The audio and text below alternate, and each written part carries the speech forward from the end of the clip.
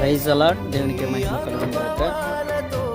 మరి గత కాలము నుంచి మరి మేము ఇక్కడ మా బ్యాండర్లో కనపడుతున్న రీతిగా సండే స్కూల్ ఆరు బయట జరిపిస్తూ ఉన్నాం.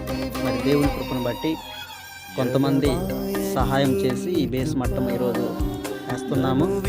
అందరూ దీని నిమిత్తం ప్రార్థన చేయండి. అనేక మంది పిల్లలు చేయండి. ప్రభువును స్తుతించాలని ప్రభు పేరు